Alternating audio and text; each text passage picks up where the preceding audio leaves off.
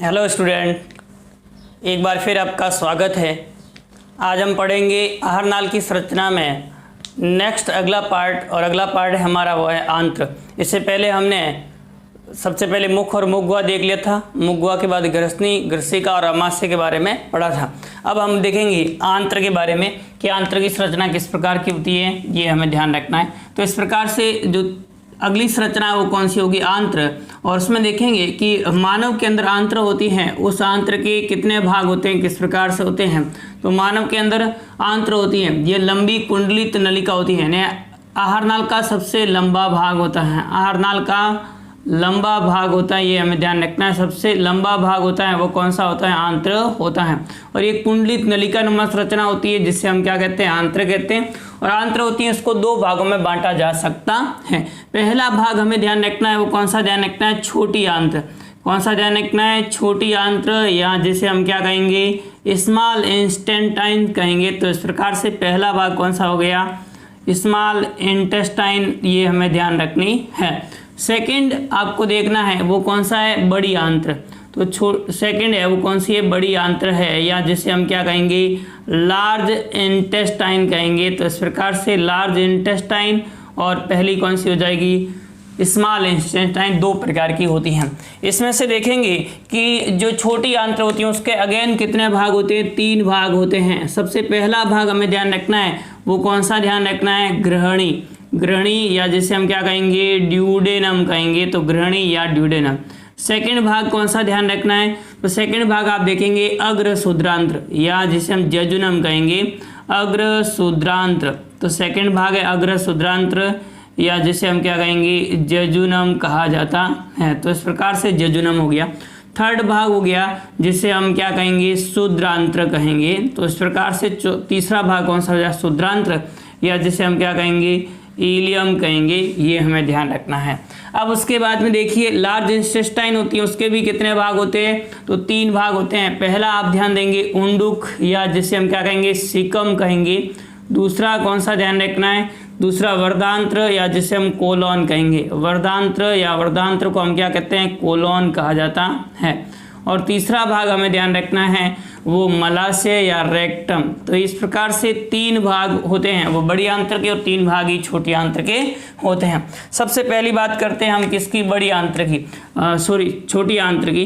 तो छोटी आंत्र होती है, उसमें आप देखेंगे कि यह आहारनाल की सबसे लंबा भाग है, यानी सबसे लंबी जो भाग है, सबसे लंबी कुंडलित नलिका है, सबसे लंबा भाग है, ये हमें ध्यान रखना है। और ये कुंडलित नलिका नुमा संरचना होती है, जिसकी लंबाई लगभग 4 से 5 मीटर के आसपास होती है। तो ये सबसे लंबा भाग है, और जिसकी लंबाई क्या होती है, 4 से 5 होती है। और ये अत्यधिक कुंडलित भाग होता है। ये पूरा भाग कैसा है, कुंडलित होता है, वलन युक्त होता है, ये हमें ध्यान रखना है। छोटी आंत्र होती है, उसको कितने भागों में बांटा गया, तीन भागों में। पहला भाग हमें ध्यान रखना है वो कौन सा है, ग्रहणी, या जिसे हम क्या कहेंगे, ड्यूडेनम कहेंगे। ग्रहणी या ड्यूडेनम, ग्रहणी या ड्यूडेनम होती है, ये आप ध्यान देंगे। तो आहारनाल का प्रथम भाग होता है, यानी छोटी आंत्र का प्रथम भाग है, छोटी आंत्र का प्रथम भाग है, जिसकी लंबाई लगभग 25 सेंटीमीटर होती है। जिसकी लंबाई लगभग कितने सेंटीमीटर होगी, 25 सेंटीमीटर होती है, 25 सेंटीमीटर होती है। तो ये आहारनाल का आप ध्यान देंगे प्रथम भाग होता है, जिसकी लंबाई लगभग कितने सेंटीमीटर होती है, 25 सेंटीमीटर। ये सी आकार का होता है, और कुछ किताबों में आपको इसका यू आकार भी मिलता है। तो इस प्रकार से सी या यू आकृति की संरचना है। ये अमाशय के बाद में देखिए इस प्रकार से अमाशय होगा, अमाशय के बाद में ये सी आकार का भाग होता है, उसे हम क्या कहते हैं, ग्रहणी कहते हैं। और ग्रहणी होगा वो आगे जाकर किस में खुलेगा, तो शूद्रांत्र में खुलता है। तो सी आकार का यू आकार की संरचना होगी, उसे हम क्या कहेंगे, ग्रहणी।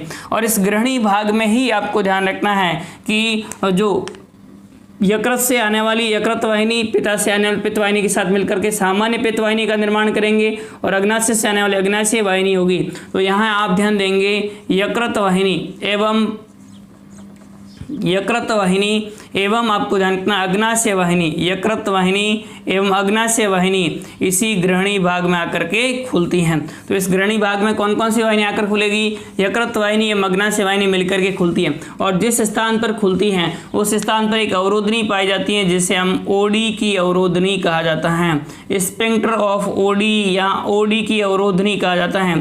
तो ओडी की अवरोधनी होती है वह इनके स्थान पर उपस्थित होती हैं। तो ये पहला भाग हो गया कौन सा, ग्रहणी। यानी जो आंत्र होती है छोटी आंत्र, उस छोटी आंत्र का प्रथम भाग जो 25 सेंटीमीटर लंबा होता है, इसकी आकृति सी या यू आकार का होता है। इसमें यकृत वाहिनी एवं अग्नाशय वाहिनी आकर के खुलती हैं, जिनके शीर्ष पर एक अवरोधनी उपस्थित होती है, जिसे हम क्या कहते हैं, ओडी की अवरोधनी कहा जाता है। तो पहला भाग हो गया ग्रहणी। दूसरा भाग हमें ध्यान रखना है ग्रहणी के बाद में, वो ध्यान रखना है शूद्रांत्र। और शूद्रांत्र का पहला भाग, प्रथम भाग जो आगे का भाग होगा अग्र शूद्रांत्र, या जिसे हम क्या कहेंगे, जेजुनम कहा जाता है। तो इस प्रकार से जेजुनम या अग्र शूद्रांत्र। यह आहारनाल का आप ध्यान देंगे तो मध्य का भाग, किसके मध्य, ग्रहणी एवं इलियम या शूद्रांत्र के मध्य का भाग होता है। ग्रहणी एवं शूद्रांत्र के मध्य का भाग होता है, उसे हम क्या कहते हैं, अग्र शूद्रांत्र या जेजुनम कहा जाता है। इसकी लंबाई लगभग आप ध्यान देंगे तो इसकी लंबाई होती है वो 1 मीटर के आसपास होती है। लगभग लंबाई कितनी होगी, 1 मीटर के आसपास इसकी लंबाई होती है। तो इस प्रकार से लंबाई होगी लगभग कितनी होती है, 1 मीटर के आसपास होती है। यह अत्यधिक कुंडलित होता है एवं सहवनीय भाग होता है। किस प्रकार होता है, कुंडलित एवं किस प्रकार का होगा, सहवनीय भाग होता है, यानी इसमें सहवन का कार्य होता है, ये हमें ध्यान रखना है। तो अत्यधिक किस प्रकार का कुंडलित होगा और सहवनीय भाग होता है, उस भाग को हम क्या कहेंगे, अग्र शूद्रांत्र कहा जाता है। तीसरा भाग ध्यान देंगे वो कौन सा ध्यान रखना है, शूद्रांत्र। कौन सा भाग ध्यान रखना है आपको, शूद्रांत्र। यह आहारनाल में आप ध्यान देंगे सबसे लंबा भाग होता है। इसकी लंबाई लगभग आप ध्यान देंगे तो 1.75 मीटर होती है, 1.75 मीटर के आसपास होती है इनकी लंबाई। तो इनकी लंबाई लगभग कितनी होगी, 1.75 मीटर होती है। यह भी अत्यधिक कुंडलित होता है। किस प्रकार होता है, अत्यधिक कुंडलित होता है, ये हमें ध्यान रखना है, जिसके कारण से अवशोषणकारी और पाचनकारी सतह का क्षेत्रफल बढ़ जाता है। तो इस प्रकार से ये ध्यान रखना है किसके बारे में, छोटी आंत्र के बारे में। यह आहारनाल का सबसे लंबा कुंडलित भाग होता है, उस भाग को हम क्या कहते हैं, छोटी आंत्र कहा जाता है। वैसे छोटी आंत्र है वो छोटी आंत्र लंबाई में अधिक होती है बड़ी आंत्र से, फिर भी बड़ी आंत्र होती हैं उसमें आप देखेंगे व्यास क्या होगा, इसका अधिक होता है, इसका व्यास कम होगा। छोटी आंत्र होती है उसके 3 भाग हमें ध्यान रखना है, ग्रहणी, अग्र शूद्रांत्र और शूद्रांत्र, ड्यूडेनम, जेजुनम और इलियम। ग्रहणी यह प्रथम भाग जो 25 सेंटीमीटर लंबा होता है, ये सी या यू आकृति का होता है। इसमें यकृत वाहिनी या अग्नाशय वाहिनी आकर के खुलती हैं। ये वाहिनियां जहां पर आकर खुलती है वहां पर एक अवरोधनी उपस्थित होती है, जिसे ओडी की अवरोधनी कहते हैं। अग्र शूद्रांत्र, इसकी लंबाई लगभग 1 मीटर के आसपास होती है। यह भाग अत्यधिक कुंडलित एवं सहवनीय होता है। फिर शूद्रांत्र, यह अत्यधिक कुंडलित भाग होते हैं जिसकी लंबाई 1.75 मीटर होती है, यानी आप ध्यान देंगे तो लगभग 2 मीटर के आसपास इसकी लंबाई होती है शूद्रांत्र की। तो ये तीनों भाग हमें ध्यान रखना है। अब आंतरिक संरचना की बात करें तो इसकी आंतरिक संरचना होती है, उस आंतरिक संरचना में आप ध्यान देंगे ओतिकी में आंतरिक संरचना में 4 स्तर पाए जाते हैं। जिस प्रकार से हमने पहले देखे थे उसी प्रकार से इसमें भी कितने स्तर पाए जाएंगे, 4 स्तर पाए जाते हैं। पहला स्तर होता है सिरोसा, दूसरा होता है, अब आप ध्यान देंगे मस्कुलरिस या जिसे हम क्या कहेंगे, पेशी स्तर कहेंगे। तो सेकंड स्तर कौन सा हो जाएगा, पेशी स्तर। थर्ड स्तर होता है जिसे हम क्या कहते हैं, सब म्यूकोसा कहा जाता है, क्या कहेंगे, सब म्यूकोसा। और फोर्थ स्तर होता है जिसे हम क्या कहते हैं, म्यूकोसा। तो ये 4 स्तर होते हैं, वो हमें ध्यान रखने हैं किसमें होते हैं, तो आंतरिक संरचना में होते हैं। तो छोटी आंत्र होती है उसकी आंतरिक संरचना होती है, उसमें निम्न 4 स्तर सिरोसा, पेशी स्तर, सब म्यूकोसा और म्यूकोसा उपस्थित होते हैं। ये किस प्रकार से स्तर उपस्थित होते हैं समझ लीजिए। ये इस प्रकार से सबसे बाहर की ओर स्तर होगा में संरचना में, तो उसमें आप देखेंगे कि कौन सा स्तर उपस्थित होता है, तो जो सबसे बाहर की ओर होगा सिरोसा। कौन सा स्तर उपस्थित होता है, सिरोसा उपस्थित होता है, यानी बाहर की ओर सल की उपकला से बना होता है। किस उपकला से बना होता है, सल की उपकला से बना हुआ भाग होता है। जो सल की उपकला से बना होता है उस भाग को हम क्या कहते हैं, सिरोसा कहा जाता है। संयोजी सल की उत्कोण से निर्मित होता है। अब उसके जस्ट नीचे की ओर का भाग होता है, और उस नीचे की ओर का भाग होता है वो कौन सा स्तर होता है, पेशी स्तर होता है। तो इसके जस्ट आप ध्यान देंगे अंदर की ओर का स्तर होगा वो कौन सा स्तर होगा, पेशी स्तर होता है। और पेशी स्तर होता है उसमें आप ध्यान देंगे तो 3 प्रकार की मुख्य रूप से पेशियां उपस्थित होती हैं। ये पेशी स्तर है, इसमें बाहरी और अनुदैर्ध्य पेशियां हैं। कौन सी पेशियां हैं? अनुदैर्ध्य पेशियां हैं और उसके अंदर वर्तुल पेशियां हैं। तो इस प्रकार का स्तर बनेगा, उसे हम क्या कहेंगे? पेशी स्तर कहा जाता है। तो ये स्तर है, कौन सा स्तर हो जाएगा? पेशी स्तर होता है। पेशी स्तर में वर्तुल पेशियां और कौन सी? अनुदैर्ध्य पेशियां और तिर्यक पेशियां उपस्थित होती हैं। अब उसके बाद में इसके अंदर की ओर का स्तर होता है, उसमें आप देखेंगे तो अंदर का स्तर होता है, उसमें सब म्यूकोसा और म्यूकोसा होता है। यानी ये भाग है, ये तो कौन सा हो जाएगा? तो आप देखेंगे कि सब म्यूकोसा और सब म्यूकोसा के बाद में अगला भाग कौन सा हो जाएगा? म्यूकोसा। ये भाग है वो कौन सा है? सब म्यूकोसा है। और सब म्यूकोसा या अधस श्लेष्मिका जिसे हम कहते हैं, और उसके बाद में कौन सा भाग हो जाएगा? म्यूकोसा भाग होता है। ये इस प्रकार से हमें ध्यान रखने हैं। अब देखिए इसके सब म्यूकोसा एवं म्यूकोसा में ध्यान दें, इसके सब म्यूकोसा एवं म्यूकोसा के अंदर क्या पाए जाते हैं? इस प्रकार से वलन पाए जाते हैं, फोल्डिंग पाई जाती है। पूरी आंत्र की आंतरिक संरचना में क्या देखे जाते हैं? इस प्रकार से वलन उपस्थित होते हैं। तो इस प्रकार से वलन देखे जाते हैं, ये हमें ध्यान रखना है। तो इसमें कौन से भाग में? सब म्यूकोसा एवं म्यूकोसा में श्लेष्मिका एवं अधस श्लेष्मिका के अंदर क्या पाए जाते हैं? तो इस प्रकार के वलन उपस्थित होते हैं। अब देखो इन वलनों को हम क्या कहते हैं? तो आपको ध्यान रखना है, इन वलनों को हम कहते हैं क्रैकरिंग के वलन कहा जाता है। तो इसमें क्या उपस्थित होते हैं? वलन। और इन वलनों को हम क्या कहते हैं? क्रैकरिंग के वलन कहा जाता है। तो इस प्रकार से फोल्डिंग होगी और उसी पूरी फोल्डिंग को हम क्या कहते हैं? तो क्रैकरिंग के वलन कहा जाता है। तो इस प्रकार के वलनों को हम क्या कहेंगे? क्रैकरिंग के वलन कहा जाता है। क्रैकरिंग के वलन या प्लेकी सर्कुलरिस भी कहा जाता है, क्रैकरिंग के वलन कहा जाता है। तो इसमें वलन उपस्थित होते हैं, उन वलनों को हम क्या कहते हैं? क्रैकरिंग के वलन कहा जाता है। अब देखिए इन वलनों में उभार उपस्थित होते हैं। क्या उपस्थित है? उभार। और इन उभारों को हम क्या कहते हैं? रसांकुर कहा जाता है। तो उभार उपस्थित होंगे, उन उभारों को हम क्या कहेंगे? रसांकुर कहा जाता है। तो आप देखेंगे आंत्र के सब म्यूकोसा एवं म्यूकोसा भाग के अंदर वलन उपस्थित जिन्हें क्रैकरिंग के वलन कहते हैं, तथा इसमें उपस्थित उभार होते हैं, उन उभारों को क्या कहते हैं? क्रैकरिंग के वलनों में उभार उपस्थित होते हैं जिन्हें हम क्या कहते हैं? रसांकुर कहा जाता है।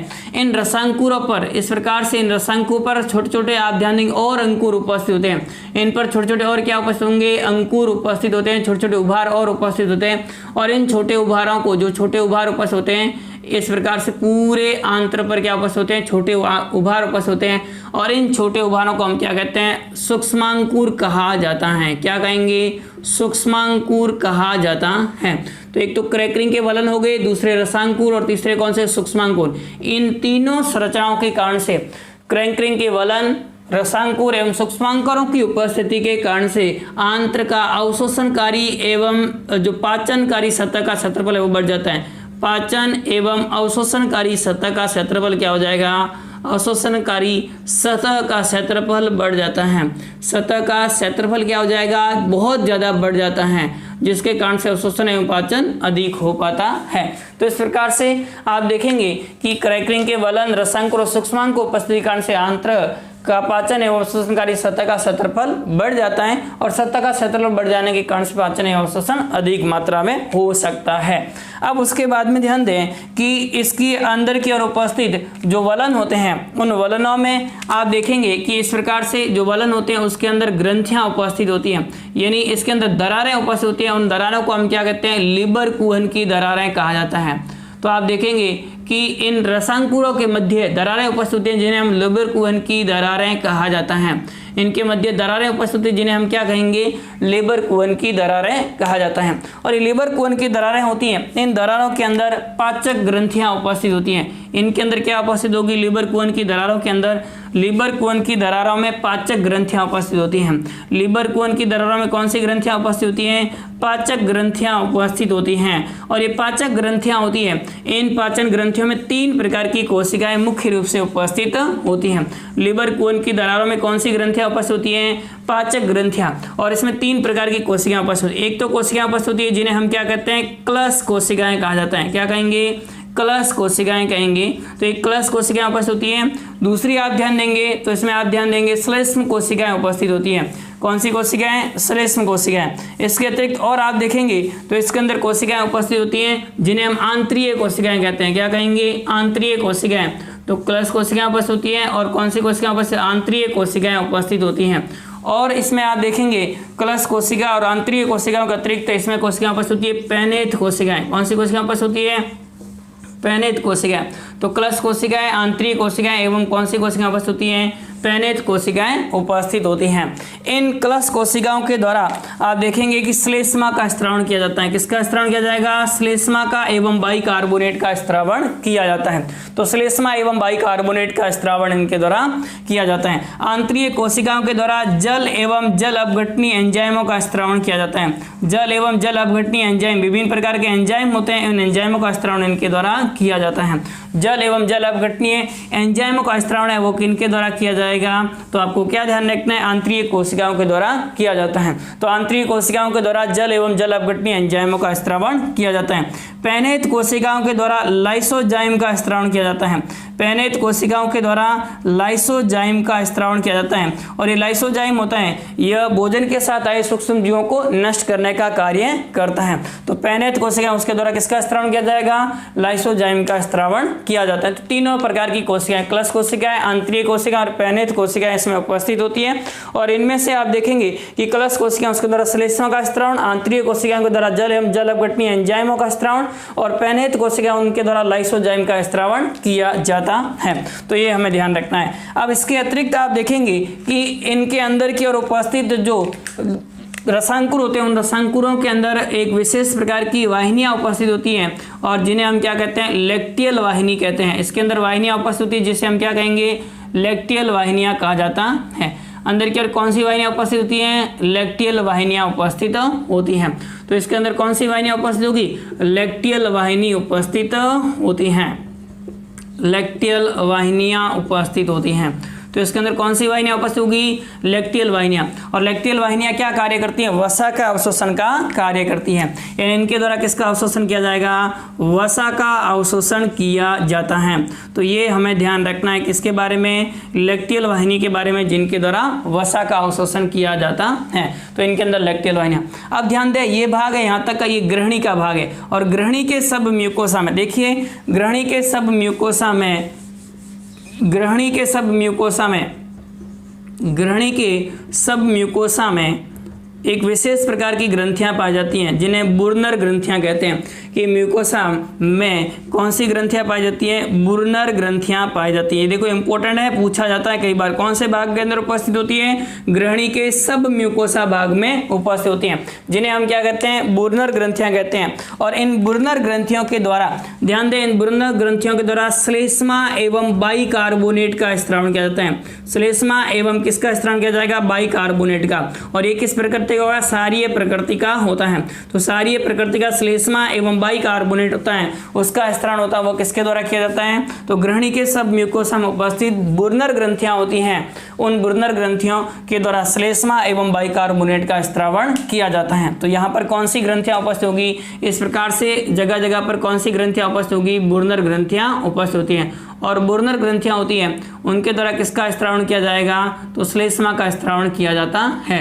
बुर्नर ग्रंथियां होगी जिसके द्वारा किसका स्त्रावण किया जाएगा, श्लेष्मा का स्त्रावण किया जाता है। ये हमें ध्यान रखना है, क्या होगी इसमें, ग्रंथियां उपस्थित होती हैं। इसके अतिरिक्त आप और ध्यान देंगे तो इसके अंदर जो इलियम होता है, उस इलियम के अंदर विशेष प्रकार के लसिकाणुओं के समूह पाए जाते हैं जिन्हें पेयर पैचेज कहते हैं। क्या कहेंगे, पेयर पैचेज कहा जाता है। तो ध्यान देंगे कि इसमें उपस्थित जो इलियम भाग होता है, उस इलियम भाग के अंदर विशेष प्रकार के कोशिकाओं के समूह उपस्थित होते हैं जिन्हें हम क्या कहते हैं, पेयर पैचेज कहा जाता है। और ये पेयर पैचेज होते हैं, इनमें लसिकाणुओं का निर्माण होता है। किसका निर्माण होगा, लसिकाणुओं का निर्माण होता है। और लसिकाणु होते हैं, ये भोजन के साथ आए हुए सूक्ष्म जीवों को नष्ट करने का कार्य करते हैं। लसिकाणु क्या कार्य करेंगे, भोजन के साथ आए हुए सूक्ष्म जीव होते हैं, उनको नष्ट करने का कार्य होता है, वो लसिकाणुओं के द्वारा किया जाता है। तो ये इस प्रकार से हमें ध्यान रखना, आंतरिक संरचना किस प्रकार से होगी और आंतरिक संरचना में कौन कौन से भाग उपस्थित होते हैं। तो ये पहले आप ध्यान देंगे, सबसे पहले छोटी आंत्र और बड़ी आंत्र दो भागों में बांटा गया है। और छोटी आंत्र होती है, उसके अंदर तीन भाग होते हैं, ग्रहणी, उसके बाद अग्र शूद्रांत्र और उसके बाद में कौन सा ध्यान रखना है, शूद्रांत्र ध्यान रखना है। और उसमें आप देखेंगे कि जो उपस्थित छोटी आंत्र होती है, उस छोटी आंत्र के पहले भाग ग्रहणी में प्रथम भाग होगा वो 25 सेंटीमीटर लंबा, जिसमें अग्नाशय वाहिनी और यकृत वाहिनी आकर के खुलती है और उसके शीर्ष पर ओडी की अवरोधनी उपस्थित होती है। फिर अग्र शुद्रांत्र लगभग 1 मीटर की लंबाई होती है, कुंडलित एवं अत्यधिक संवहनीय भाग होता है। शुद्रांत्र अत्यधिक कुंडलित होता है और यह आहार नाल का सबसे लंबा भाग होता है। इसकी लंबाई होती है वो लगभग 1.75 मीटर होती है। फिर उसके बाद में आपको ध्यान रखना है किसके बारे में, आंतरिक संरचना में आयावती में। तो छोटी आंत्र होती है, उसकी आंतरिक संरचना होती है, उसमें 4 स्तर होते हैं। वैसे आहारनाल के सभी भागों के अंदर ही कितने स्तर, 4 स्तर होते हैं। सिरोसा होता है, उसके बाद पेशी स्तर, सब म्यूकोसा और म्यूकोसा होता है। आहारनाल का सबसे बाह्य स्तर होता है पेशी स्तर होता है, जो कि आप ध्यान देंगे आंतरिक पेरिटोनियल भी कहलाता है। और इस प्रकार का पेशी स्तर होगा ये संयोजी ऊतकों से बनाता है और सल की उपकला से निर्मित होता है। फिर उसके बाद में आपको ध्यान रखना है उसके अंदर का स्तर होगा पेशी स्तर, जिसमें विभिन्न प्रकार की पेशियां पाई जाती हैं, तिर्यक पेशियां, आनंदित पेशियां या वर्तुल पेशियां उपस्थित होती हैं। फिर उसके बाद में अगला हमें ध्यान रखना है वो म्यूकोसा और सब म्यूकोसा। इसमें विशेष रूप से ध्यान रखिए कि आंत्र के सब म्यूकोसा एवं म्यूकोसा भाग के अंदर विशेष प्रकार के वलन पाए जाते हैं और इन वलनों को हम क्या कहते हैं, क्रैकरिंग के वलन कहा जाता है। प्लीकेस सर्कुलरिस भी कहा जाता है। इन वलनों पर उभार पाए जाते हैं, इन उभारों को हम क्या कहते हैं, रसांकुर या विलाई कहा जाता है। इन रसांकुर होते हैं, इन रसांकुर पर छोटे छोटे उभार उपस्थित होते हैं, छोटे छोटे अंगुलनुमा प्रवर्ध उपस्थित होते हैं। इन प्रवर्धों को हम क्या कहते हैं, सूक्ष्मांकुर कह देते हैं। इस प्रकार से वलन, रसांकुर एवं सूक्ष्मांकुरों की उपस्थिति के कारण से आंत्र का पाचन एवं स्तनकारी सतह का क्षेत्रफल बढ़ जाता है। रसांकुरों के मध्य विशेष प्रकार की दरारें पाई जाती है, जिन्हें लिबर कुहन की दरारें कहा जाता है। इन दरारों में आप देखेंगे तो विभिन्न प्रकार की आंतरीय कोशिकाएं उपस्थित होती हैं, यानी आंतरीय ग्रंथियां उपस्थित होती हैं। इसके अंदर कौन सी ग्रंथियां उपस्थित होगी, आंतरीय पाचक ग्रंथियां उपस्थित होती हैं। और इन पाचक ग्रंथियां होती हैं, इन पाचक ग्रंथियों के अंदर 3 प्रकार की कोशिकाएं उपस्थित होती हैं। इन लिबर कोन की दरारों में कौन सी ग्रंथियां उपस्थित होती हैं, ये ग्रंथियां, ये पाचक ग्रंथियां हैं। कौन सी ग्रंथियां उपस्थित होती हैं, पाचक ग्रंथियां। और इन पाचक ग्रंथियों के अंदर 3 प्रकार की कोशिकाएं उपस्थित होती हैं, कलश कोशिकाएं, आंतरिक कोशिकाएं एवं पैनेट कोशिकाएं। कलश कोशिकाएं होती हैं, उसके द्वारा श्लेष्मा एवं आप ध्यान देंगे बाइकार्बोनेट का स्त्रावण किया जाता है। आंतरिक कोशिकाओं द्वारा जल अपघटनीय एंजाइम एवं जल का स्त्रावण किया जाता है। इसमें विभिन्न प्रकार के एंजाइम होते हैं जो कि पाचन का कार्य करेंगे। फिर उसके बाद पैनेट कोशिकाएं, इनके द्वारा लाइसोजाइम का स्त्रावण किया जाता है, जो कि भोजन के साथ आए हुए सूक्ष्मजीवों को नष्ट करते हैं। फिर उसके बाद में अगला हमें ध्यान रखना है वो इसमें देखेंगे कि जो सूक्ष्मांकुर होते हैं उनके अंदर विशेष प्रकार की वाहिनियां उपस्थित, जिन्हें लैक्टियल वाहिनी कहते हैं, जो कि वसा के अवशोषण का कार्य करती है। फिर उसके बाद आप देखेंगे ग्रहणी के सब म्यूकोसा बुर्नर ग्रंथियां पाई जाती हैं, जो श्लेष्मा एवं बाइकार्बोनेट का स्त्रावण करती हैं। और आप ध्यान देंगे तो कोशिकाओं के विशेष समूह इलियम भाग में उपस्थित होते हैं, जिन्हें हम पेयर पैचेस कहते हैं, जिसमें लसीकाणुओं का निर्माण होता है। ये भी सूक्ष्मजीवों को नष्ट करने का कार्य करते हैं। ये तो था पहला भाग, कौन सा, छोटी आंत्र के बारे में। अब उसके बाद में हम देखेंगे बड़ी आंत्र के बारे में कि बड़ी आंत्र होती है उसके कौन कौन से भाग होते हैं। तो ये नोट डाउन कर लीजिए। अब उसके बाद में हम देखेंगे बड़ी आंत्र के बारे में।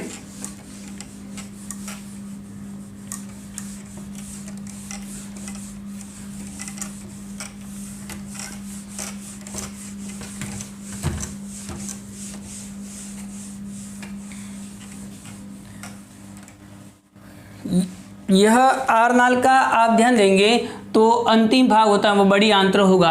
और बड़ी आंत्र होता है, इसका व्यास क्या होता है, अधिक होता है। व्यास क्या होगा, अधिक होता है। और व्यास अधिक होने के कारण से ही इसे हम क्या कहते हैं, बड़ी आंत्र कहा जाता है। वैसे इसकी लंबाई क्या होती है, कम होती है, लगभग 1.5 मीटर के आसपास इसकी लंबाई होती है, फिर भी इसे बड़ी आंत्र कहते हैं क्योंकि इसका व्यास क्या होता है, अधिक होता है। बड़ी आंत्र होती है उसके भी कितने भाग होते हैं, 3 भाग होते हैं। देखिए इस प्रकार से बड़ी आंत्र होती है, उसके अंदर कितने भाग होते हैं, 3 भाग होते हैं।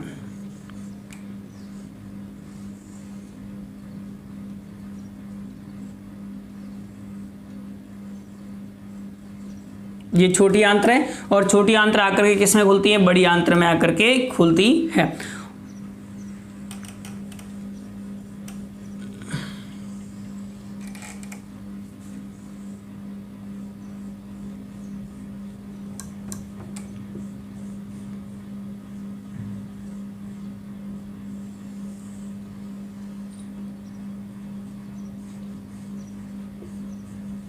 ये इस प्रकार से बड़ी आंत्र की संरचना है।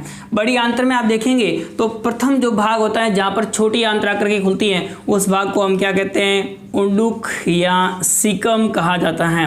तो इस प्रकार से सीकम या इसे हम क्या कहेंगे, उंडुक कहा जाता है, या इसे हम क्या कहते हैं, अंधनाल भी कहा जाता है। यह आहार नाल का छोटा भाग है। किस प्रकार का? कम विकसित या छोटा भाग होता है। और इस छोटे भाग पर आप देखेंगे तो बाहर की ओर एक कर्मी रूपी परिशेषिका उपस्थित होती हैं। कर्मी रूपी परिशेषिका उपस्थित होती है जो कि मनुष्य के अंदर किस प्रकार की होती है? अवशेषी प्रकार की होती है। कर्मी रूपी परिशेषिका या वर्मी फॉर्म अपेंडिक्स उपस्थित होती है, जिसमें सेलुलोज के पाचन करने के लिए विभिन्न प्रकार के जीवाणु उपस्थित, जैसे वाम पार्चेला जैसे जीवाणु उपस्थित होते हैं। और ये आप ध्यान देंगे तो वाम पार्चेला जैसे जीवाणु उपस्थित होते हैं और इस प्रकार के जीवाणु होते हैं, ये सेलुलोज के पाचन का कार्य करते हैं, पर मनुष्य में सेलुलोज का पाचन नहीं होता है, इसलिए अनुपस्थित होते हैं। अन्य जंतुओं में ये उपस्थित होते हैं। तो ये आपको ध्यान रखना है, मनुष्य में किस प्रकार की होगी? अवशेषी प्रकार की संरचना उपस्थित होती है। तो ये पहला भाग है उंडुक या सिकम या अंधनाल। यह जो आप ध्यान देंगे तो किसके साथ जुड़ा हुआ है? छोटी आंत्र के साथ में। और छोटी आंत्र होती है उसका कौन सा भाग है? इलियम। और इलियम और सिकम के मध्य का जो अवरोधनी होगी उसे हम क्या कहेंगे? तो आपको ध्यान रखना है, इनके मध्य का कपाट होता है उसे हम इलियोसिकम कपाट कहा जाता है। क्या कहेंगे? इलियोसिकल कपाट कहा जाता है। इसे हम क्या कहेंगे? इलियोसिकल कपाट कहते हैं, जिसके माध्यम से खुलता है। इसी कपाट को हम एक अन्य और नाम देते हैं त्रिकांत्र कपाट। क्या नाम देंगे? त्रिकांत्र कपाट। तो त्रिकांत्र कपाट या इलियोसिकल कपाट होता है जिसके माध्यम से छोटी आंत्र बड़ी आंत्र में खुलती हैं। और बड़ी आंत्र होती हैं उसका जो प्रथम भाग होगा उंडुक, यह कम विकसित भाग होता है। किस प्रकार का होता है? कम विकसित भाग होता है। और इसमें केवल आप ध्यान देंगे लसिकाणु उपस्थित होते हैं। क्या उपस्थित होते हैं? लसिकाणु उपस्थित होते हैं। लसिका गांठें उपस्थित होती हैं या लसिका गांठें उपस्थित होती हैं। और लसिका गांठें होती हैं उसमें लसिकाणुओं का निर्माण होता है। और लसिकाणु होंगे वे भोजन के साथ आए हुए सूक्ष्म जीवों को नष्ट करने का कार्य करते हैं। तो इस प्रकार से पहला भाग कौन सा है? उंडुक। उसके बाद में दूसरा भाग है वो कौन सा है? वो आपको ध्यान रखना है। सेकेंड भाग होगा जिसे हम क्या कहेंगे? तो वर्धांत्र होता है। सेकेंड भाग कौन सा होगा? वर्धांत्र होता है, ये हमें ध्यान रखना है। सेकेंड भाग कौन सा होगा? वर्धांत्र होता है या कोलन होता है। और वर्धांत्र में ये भाग है कौन सा है? आरोही वर्धांत्र है। कौन सा वर्धांत्र है? आरोही वर्धांत्र। उसके बाद में ये भाग है वो कौन सा है? अनुप्रस्थ वर्धांत्र। कौन सा वर्धांत्र हो जाएगा? अनुप्रस्थ वर्धांत्र। तो वर्धांत्र के 4 भाग आप देख सकते हैं, वो अवरोही, उसके आरोही, अनुप्रस्थ, उसके बाद अवरोही और उसके बाद में आपको ध्यान रखना सिग्मोइड या प्लेविक। अवरोही वर्धांत्र और उसके बाद में कौन सा भाग हो जाएगा? तो आपको ध्यान रखना सिग्मोइड वर्धांत्र। तो वर्धांत्र होता है उसके निम्नलिखित भाग होते हैं। पहला आप ध्यान देंगे आरोही वर्धांत्र, दूसरा अनुप्रस्थ वर्धांत्र, अवरोही वर्धांत्र और सिग्मोइड वर्धांत्र होते हैं। वर्धांत्र के अंदर आप ध्यान देंगे बहुत सारे क्या पाए जाते हैं? उभार पाए जाते हैं। और इन उभारों को हम क्या कहते हैं? हास्ट्रा कहा जाता है। इसमें उभार उपस्थित होते हैं, उन उभारों को किस नाम से जाना जाता है? हास्ट्रा के नाम से जाना जाता है। और इसके अंदर आप ध्यान देंगे अंदर की ओर जो उभार उपस्थित होती है, जिससे अंदर की ओर की खांच उपस्थित होती है, जिसे हम क्या कहते हैं? टीनई कोलाई कहा जाता है। क्या कहेंगे? टीनई कोलाई कहा जाता है। तो टीनई कोलाई उपस्थित होती हैं। अब उसके बाद में अगला भाग है वो आपको कौन सा ध्यान रखना है? वर्धांत्र होता है। इसमें कोई वैसे पाचक एंजाइम स्रावित नहीं होते हैं और इसमें केवल आप ध्यान देंगे श्लेष्मा का स्त्रावण होता है और जलकटनी एंजाइमों का स्त्रावण नहीं होता है। ये हमें ध्यान रखना है किसके बारे में? वर्धांत्र के बारे में। फिर उसके बाद में अगला भाग कौन सा हो जाएगा? मलाशय या रेक्टम होता है। और मलाशय होता है यह गुदा नाल के द्वारा, यानी गुदा नाल, और गुदा नाल किसमें खुलेगा? गुदा छिद्र के माध्यम से बाहर की ओर खुलता है। तो गुदा छिद्र के माध्यम से बाहर की ओर खुलता है। मलाशय में अपाचित भोजन होगा उसका अस्थायी रूप से संग्रहण होता है। तो ये था किसके बारे में? बड़ी आंत्र के बारे में। यानी आप ध्यान देंगे बड़ी आंत्र का व्यास होता है वो छोटी आंत्र से अधिक होता है। बड़ी आंत्र के 3 भाग होते हैं। पहला उंडुक या सिकम या अंधनाल। यह आप ध्यान देंगे बड़ी आंत्र का सबसे कम विकसित भाग होता है। मनुष्य में इसका विकसित अधिक भाग नहीं होता है। इसमें विभिन्न प्रकार की लसिका गांठें आपस जिसमें लसिकाणुओं का निर्माण होता है जो सूक्ष्मजीवों को नष्ट करने का कार्य करती है। इसके पार्श्व में एक कर्मी रूपी परिशेषिका उपस्थित होती है जो कि सेलुलोज पाचन में कार्य करती थी, पर मनुष्य में ये अवशेषी प्रकार की होती है। मनुष्य में सेलुलोज का पाचन नहीं होता है, तो इसलिए ये किस प्रकार की होगी? अवशेषी प्रकार की होती है। इस जो छोटी आंत्र होती है बड़ी आंत्र में खुलती हैं, वहां पर एक कपाट उपस्थित जिसे इलियोसिकल कपाट या त्रिकांत्र कपाट भी कहा जाता है। और ये कपाट होता है इस कपाट के माध्यम से छोटी आंत्र होगी वो बड़ी आंत्र में खुलती हैं। फिर उसके बाद में अगला भाग ध्यान रखना, वर्धांत्र।